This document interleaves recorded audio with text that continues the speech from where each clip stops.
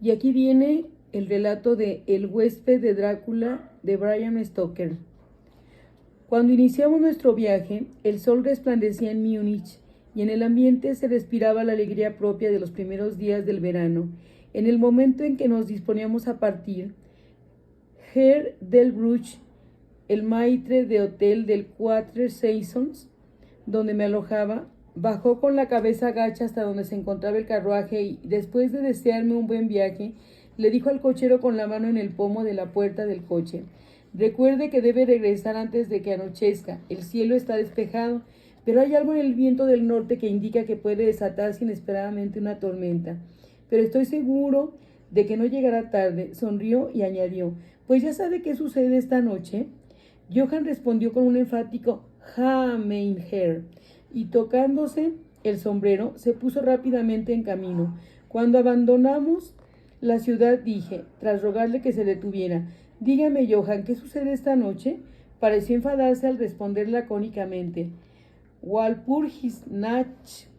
Entonces sacó el reloj, un gran reloj alemán antiguo y de plata, grande como un nabo, y le echó un vistazo, frunciendo el entrecejo y encogiéndose de hombros con impaciencia.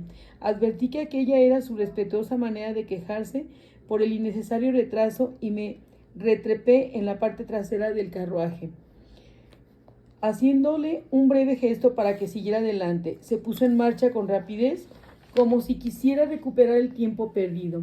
De vez en cuando los caballos parecían estirar el cuello y olisquear el aire con recelo. En aquellos momentos mi reacción era la de mirar a mi alrededor alarmado. La carretera era bastante inhóspita, pues atravesábamos una especie de meseta elevada y que quedaba a merced del viento. Conforme avanzábamos, vi una ruta que no parecía muy transitada y que se adentraba por un valle pequeño y sinuoso. Parecía tan acogedora que, incluso a riesgo de ofenderle, le pedí a Johann que se detuviera. Cuando lo hizo, le expliqué que me gustaría ir por aquella carretera. Puso todo tipo de excusas y parecía contrariado. Aquello no hizo sino aumentar mi curiosidad, así que le hice varias preguntas. Respondió con evasivas y miró en repetidas ocasiones el reloj a modo de protesta. Finalmente dije: bueno, Johann, quiero ir por esa carretera. No le pediré que me acompañe si no lo desea, pero dígame por qué no quiere ir. No me interesa nada más. Su única respuesta fue saltar de la cabina y llegó al suelo a una velocidad endiablada. Entonces me alargó los brazos como rogándome y me imploró que no fuéramos por ahí. Hablaba con un alemán suficientemente salpicado de palabras inglesas para que pudiera entender el sentido de su discurso. Parecía querer decirme algo, pero la sola idea de aquello lo aterraba. Sin embargo, cada vez que recomponía y me decía,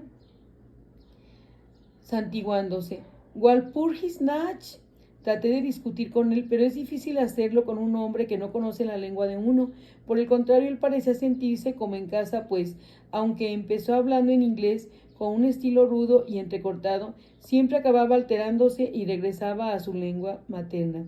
Y cada vez que lo hacía miraba el reloj. Los caballos se impacientaron y olisquearon el aire.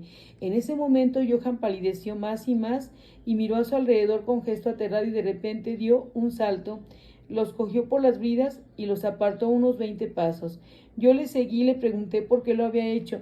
No obtuve más respuesta que ver cómo se santiguaba, señalaba el lugar en el que nos habíamos detenido y alejaba el coche en dirección a la otra carretera, mostrándome una cruz, antes de decir primero en alemán y luego en inglés: enterrado aquel que los mató. Recordé la vieja costumbre de enterrar a los suicidas en las encrucijadas. Ah, entiendo, un suicidio interesante, pero no podía adivinar que había asustado a los caballos. Mientras seguíamos discutiendo, escuché una especie de sonido que no era ni un aullido ni un ladrido. ¡Au! Algo así. Sonaba a lo lejos, pero los caballos se inquietaron aún más y Johann se afanó en tranquilizarlos. Estaba pálido y dijo: parece un lobo, pero ya no hay lobos en esta zona. No, pregunté. No hace tanto que los lobos merodeaban por la ciudad, ¿no es cierto?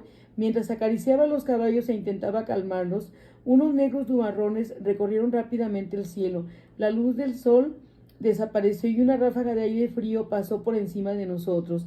Pero no era más que una ráfaga, era una especie de advertencia que una certeza, pues el sol volvió a resplandecer.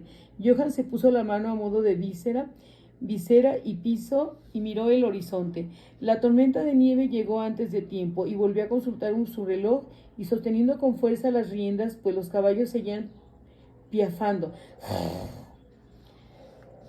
Nerviosos y sacudiendo la cabeza, subió a la cabina como para indicar que había llegado el momento de seguir con nuestro viaje. Mostré una cierta testarudez y no entré de inmediato en el coche. Hábleme, dije, de este lugar al que lleva la carretera y señalé un punto en la distancia. De nuevo volvió a santiguarse y murmuró una plegaria antes de responder. Es impuro. ¿Qué es impuro? El pueblo. Entonces hay un pueblo. No hace cientos de años que ya nadie vive ahí. Me había picado la curiosidad, pero ha dicho que hay un pueblo. Había. ¿Dónde está ahora? Y aquella pregunta dio pie a una larga historia en alemán e inglés, tan embarullada que no acerté a comprender exactamente qué decía. Tan solo que mucho tiempo atrás, cientos de años atrás, varios hombres habían muerto allí y los habían enterrado. Se habían oído sonidos procedentes del subsuelo y cuando abrieron las tumbas descubrieron a hombres y mujeres con tez sonrosada y en la flor de la vida y las bocas manchadas de sangre. Entonces, para salvar sus vidas, y sus almas, y volvió a santiguarse. Quienes se quedaron en el lugar huyeron a otras poblaciones donde los vivos vivían y los muertos estaban muertos, y no lo que fuera.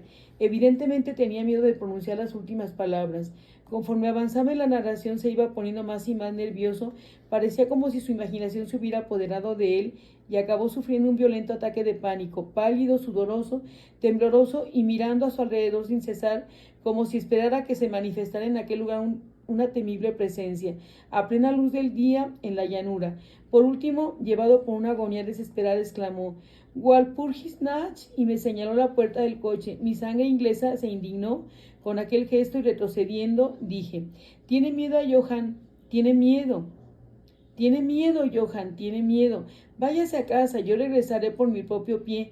Me sentará bien el paseo. La puerta del coche estaba abierta. Cogí del asiento mi bastón de madera de roble que siempre llevaba conmigo en mis excursiones vacacionales y cerré la puerta señalándole el camino de vuelta a Múnich y dije: váyase, Johann, los ingleses no tememos los Walpurgisnacht. Los caballos estaban más nerviosos que nunca y Johann trataba de contenerlos mientras me rogaba que no hiciera ninguna locura. Sentí a lástima de aquel pobre tipo. Era todo corazón. Aún así, sin embargo, no podía evitar tomármelo a broma. Su inglés ya era inexistente. Presa de la ansiedad, había olvidado que la única manera que tenía de comunicarse conmigo era hablar mi idioma, y se puso a farfullar en alemán. La situación comenzaba a ser agotadora. Tras la orden váyase, me volví camino de la encrucijada para entrar en el valle. Con un gesto de desesperación, Johann dio la vuelta hacia Múnich. Yo me apoyé en el bastón y le vi alejarse. Avanzó pesadamente por la carretera durante un tiempo. Entonces apareció en la cima de la montaña un hombre alto y delgado. Eso era todo lo que más que alcanzaba a ver en la distancia. Cuando se acercó a los caballos, estos empezaron a saltar y a dar coces. Al relinchar de terror, Johann ya no podía contenerlos. Se desbocaron y huyeron despavoridos por la carretera. Los vi perderse de vista y entonces dirigí la vista al extraño, pero advertí que él también se había esfumado. Algo más tranquilo giré por la carretera para adentrarme en el valle al que Johann se había negado a ir. Por cuanto veía, no adivinaba el menor motivo para justificar su rechazo, y me atrevo a decir que caminé durante un par de horas sin siquiera preocuparme por el tiempo o la distancia, ciertamente sin ver ni una sola casa o una sola persona. Por lo lejano del lugar aquello era la imagen misma de la desolación, pero no me di cuenta de ello hasta que, al tomar una curva del camino, fui a topar con unos cuantos árboles diseminados. Entonces admití que inconscientemente me había dejado impresionar por la aridez de la zona por la que había transitado. Me senté para darme un respiro y empecé a mirar a mi alrededor. Me sorprendió que hacía mucho más frío que cuando había iniciado mi marcha. Parecía rodearme una suerte de suspiro y de vez en cuando a lo lejos se oía un rugido apagado. Miré al cielo y observé que unos nubarrones recorrían rápidamente el cielo, de norte a sur, a mucha altura.